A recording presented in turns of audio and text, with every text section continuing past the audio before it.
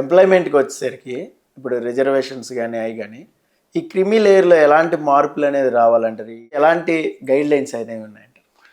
అంటే డిఓపిటి అది కేంద్ర ప్రభుత్వం ఒక శాఖ, దాన్ని పక్కన పెడితే మండల్ కమిషన్ సిఫారసుల సందర్భంలో సుప్రీంకోర్టు, గౌరవ సుప్రీంకోర్టు ఏం చెప్పిందంటే ఇందిరా సహాని కేసులో బ్యాక్వర్డ్ క్లాసెస్కి ఒక క్రిమి లేయర్ను కూడా పెట్టండి, మొదటి దశలో ఒక 1 lakh పెట్టండి అని చెప్పింది. అప్పుడు రామ్ సింగ్ కమిటీని వేశారు, ఆ కమిటీ ఒక 1 lakh పెట్టాలని చెప్పింది, ఏది క్రిమి లేయర్ని. అవును.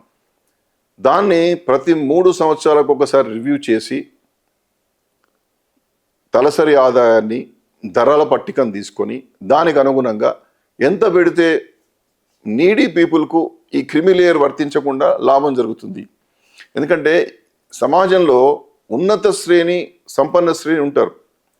సంపన్న శ్రేణిని తీసేసినప్పుడు పేదవాళ్ళకు అవకాశం వస్తుంది, మధ్యతరగతి వాళ్ళకు అవకాశం వస్తుంది అనేటువంటిది గౌరవ సుప్రీంకోర్టు యొక్క ఆలోచన విధానం. అందుకని సంపన్న శ్రేణి, క్రిమి లేయర్ అంటే ఏమిటి? సంపన్న శ్రేణి, పైన ఉన్నటువంటి సంపన్న శ్రేణిని తొలగిస్తే మిగతా వాళ్ళకి అవకాశం వస్తుంది. కానీ పరిణామ క్రమంలో ఏం జరుగుతూ ఉన్నది? డిఓబిటి గైడ్ లైన్స్ ప్రకారం ప్రతి 2-3 సంవత్సరాలకు రివ్యూ చేయడం లేదు అక్కడ ఉన్న కేంద్రంలో ఉన్నటువంటి ప్రభుత్వాలు. అవ్వట్లేదు, చేయడం లేదు. ఇప్పుడు ధరలు పెరిగిపోతూ ఉన్నాయి, తలసరి ఆదాయం తగ్గిపోతూ ఉంది, ఇన్కమ్ సోర్సెస్ తగ్గిపోతూ ఉన్నాయి, ప్రైవేటీకరణ పెరిగిపోతూ ఉన్నది. కానీ దానికి అనుగుణంగా మరి ఇవన్నీ పెరిగినప్పుడు సామాన్యుడి యొక్క ఆదాయ వనరులు కూడా పెంచాల్సిన అవసరం ఉంది. ఆదాయ వనరులు పెరగకున్నా రూపాయి విలువ తగ్గిపోతున్నది, ద్రవ్యోల్బణం తగ్గిపోతున్నది. రూపాయి విలువ తగ్గిపోతున్నప్పుడు 1 రూపాయికి రావాల్సింది 10 రూపాయలకు వస్తున్నది. సో అప్పుడు వాడు 10 రూపాయలు ఖర్చు పెడుతున్నాడు కాబట్టి వాడు సంపన్న శ్రేణి అంటే ఎట్లా? మనం కరెక్ట్. వానికి ఆదాయ వనరులు పెంచవు, లేదా రూపాయి విలువ తగ్గకుండా చూడవు. ఈ సంపన్న శ్రేణి అనేటువంటి దాన్ని 3 సంవత్సరాలకు ఒకసారి రివ్యూ చేయవు. రివ్యూ చేసి ధరల పట్టిక, వాడి యొక్క జీవన స్థితిగతులను, వారి యొక్క వేతనాలను లేదా సంపదను తీసుకొని దాన్ని కూడా ఎన్హాన్స్ చేయాలి. ఉదాహరణకు 8 లక్షలు ఉందనుకోండి కేంద్రంలో ఇప్పుడు క్రిమి లేయర్. ఇప్పుడు 2017 నుంచి ఇప్పటి వరకు దాన్ని రివ్యూ చేయలేదు, మార్చలా. నీ కేంద్ర ప్రభుత్వం యొక్క డిఓపిటి గైడ్ లైన్స్ 2 సంవత్సరాలకు ఒకసారి, 3 సంవత్సరాల కోసం పెంచాలని చెప్పింది. అది పెంచరు. అదే 8 లక్షలు కొనసాగుతోంది. అదే 8 లక్షలు కొనసాగడం ద్వారా ఏమవుతుందంటే చాలామంది క్రిమిలేయర్ బారిన పడిపోయి అవకాశాలు ఉన్నటువంటి వాళ్ళకు కూడా ఇవాళ ఓబీసీ రిజర్వేషన్లు అన్నటువంటి పరిస్థితులు ఏర్పడుతూ ఉన్నాయి. కాబట్టి దీన్ని ఆలోచించాలి.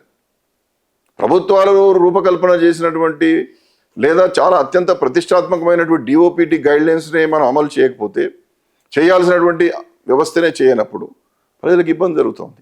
ప్రైవేటీకరణ పెరిగిపోయింది, చాలా సంస్థల్లో రిజర్వేషన్లు లేవు. ప్రైవేటీకరణ పెరగడం ద్వారా వాడికి ఈ సంస్థలు, ప్రభుత్వ సంస్థలు ప్రైవేట్కి అమ్మేసినావు, నో రిజర్వేషన్లు. ఇట్లా మొత్తం ప్రైవేటీకరణ జరిగిపోతున్నది. తలసరి ఆదాయం పెంచడం లేదు, ద్రవ్యోల్బణం, ఇన్ఫ్లేషన్ పెరిగిపోతూ ఉన్నది. క్రిమి లేయర్ను రివ్యూ చేయడం లేదు. క్రిమి లేయర్ ఎందుకోసం పెట్టినారు? సంపన్న శ్రేణి కాకుండా పేదవాళ్ళకు, మిగతా వాళ్ళకు రావాలని చెప్పి. నువ్వు అది చేయడం ద్వారా ఏమవుతుంది? మీరే సెంట్రల్ గవర్నమెంట్ పెట్టినటువంటి ఆ డిఓపిటి గైడ్లైన్స్ని సెంట్రల్ గవర్నమెంట్ అమలు చేయనప్పుడు పేదవాడికి అన్యాయం జరుగుతుంది. మీకు ఓబీసీ రిజర్వేషన్లు అనేటువంటిది 27% ఉండాలి.